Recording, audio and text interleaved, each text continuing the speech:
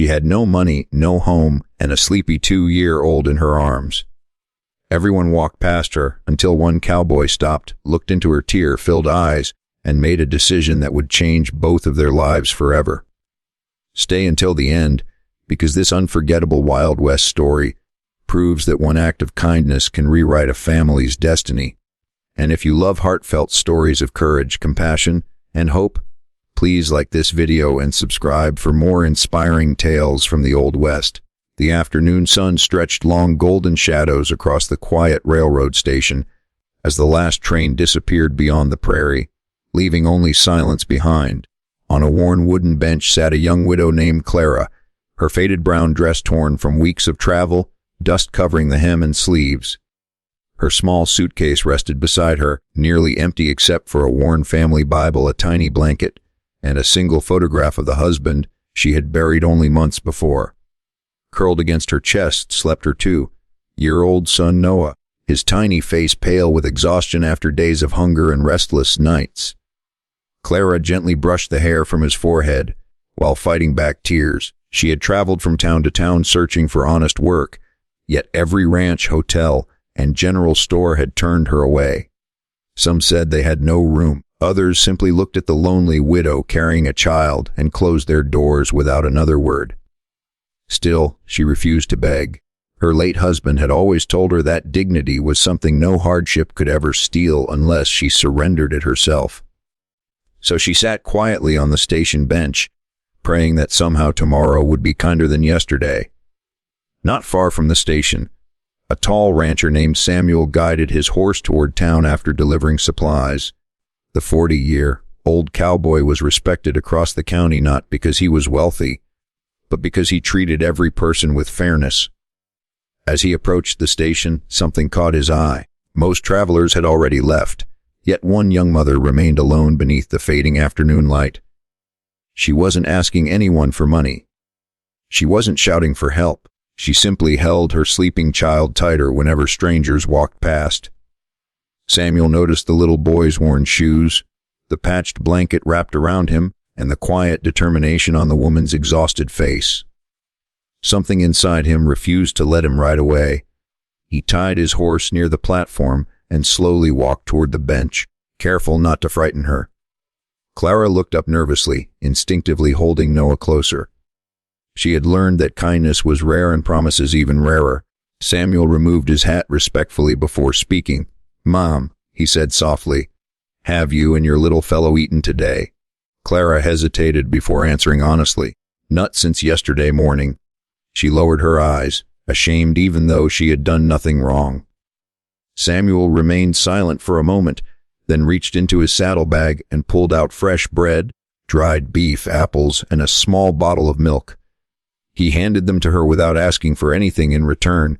Clara's trembling hands accepted the food as tears filled her eyes. Before she could thank him, Samuel gently smiled and said, "Feed the little one first."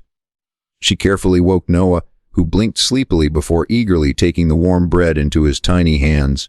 Watching the child eat with quiet gratitude touched Samuel's heart more deeply than he expected. After a few peaceful moments, Samuel sat on the edge of the platform, leaving enough distance to make her feel safe.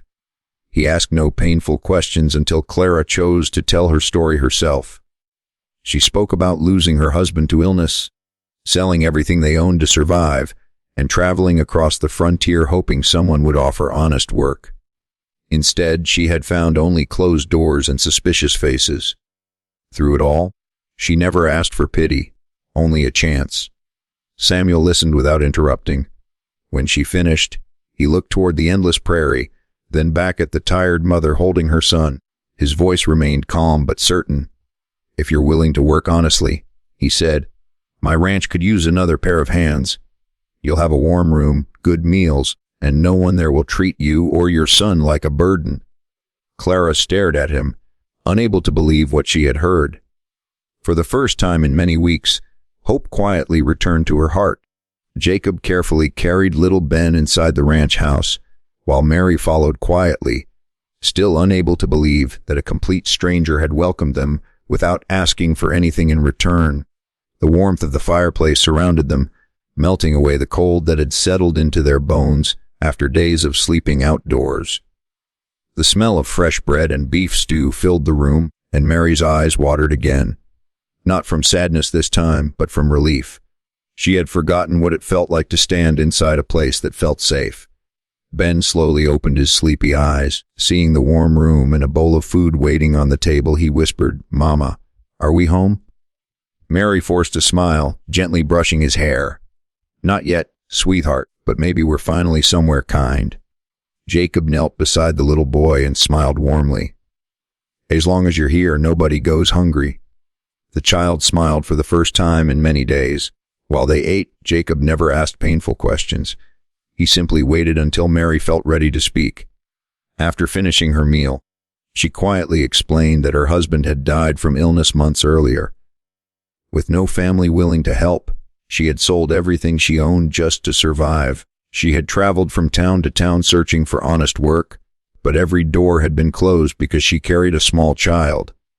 "I wasn't asking for charity," Mary said softly. "I only wanted someone to let me earn our bread." Jacob looked at her with quiet respect. "That's exactly why I opened my door," he replied. "People who are willing to work deserve a chance, not judgment." The next morning, Jacob introduced Mary to the ranch. There were chickens to feed, vegetables to harvest, laundry to wash, and meals to prepare for the ranch hands. None of the work was easy, but Mary welcomed every task with gratitude. She worked from sunrise until evening without complaint, determined to prove that Jacob's kindness had not been misplaced. Ben spent his days following Jacob around the ranch. The little boy laughed as he watched the horses gallop across the fields and giggled whenever Jacob lifted him onto a gentle pony. The lonely ranch, once silent after Jacob lost his own family years before, slowly filled with laughter again. Some neighbors, however, weren't pleased. "You're trusting strangers too easily," one rancher warned. "You don't even know that woman." Jacob calmly answered, "I know enough. I see a mother who refused to give up, even when life gave her every reason to."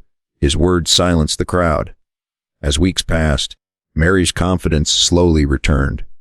Her clothes were clean, her face carried color again, and hope replaced fear in her eyes. She wasn't living on charity. She was earning every meal with honest work. One evening, while watching the sunset over the prairie, Mary quietly thanked Jacob. "You didn't just feed us," she said. "You gave my son a reason to smile again." Jacob looked across the golden fields. "I only opened a door," he replied. "You were the one brave enough to walk through it." For the first time since losing her husband, Mary believed that tomorrow might hold something better than yesterday, and though neither of them realized it yet, the greatest chapter of their story was still waiting to begin. Months passed, and the little ranch no longer felt lonely. Mary's hard work had transformed the house into a warm, welcoming home, while Ben's laughter echoed through the fields every day. The frightened widow who had once sat alone at the railroad station was now respected by everyone who visited the ranch. Winter arrived early that year. Heavy snow covered the prairie, and a fierce storm trapped several travelers near Jacob's property. Without hesitation, Mary lit the fireplace, prepared hot meals, and turned every spare room into a place of shelter. Jacob rode through the storm to guide stranded families safely back to the ranch. When the frightened travelers arrived, they were amazed by the kindness waiting for them. They found warm food, dry blankets, and smiling faces instead of fear. Many quietly said that the ranch had become a place where hope lived. The same townspeople who had once ignored Mary now spoke of her courage and compassion. They realized she had never needed pity, only one honest opportunity. One evening, as the snow gently fell outside, Ben ran across the yard and wrapped his small arms around Jacob's legs. "Can I call you Pi?" the little boy asked shyly. Jacob's eyes filled with tears. He knelt beside Ben and smiled. "You already have, son." Mary stood silently in the doorway, overcome with emotion. The man who had first offered food and shelter had become the father her little boy had always needed. She softly thanked him for believing in two strangers when no one else would. Jacob gently replied, "You came looking for a safe place. Instead, you gave this house a family again." From that day forward, they faced every season together. not as strangers, but as a family built on kindness, trust, and love rather than blood. Sometimes the greatest miracles don't begin with grand promises. They begin when one compassionate person simply walks toward someone everyone else has walked past.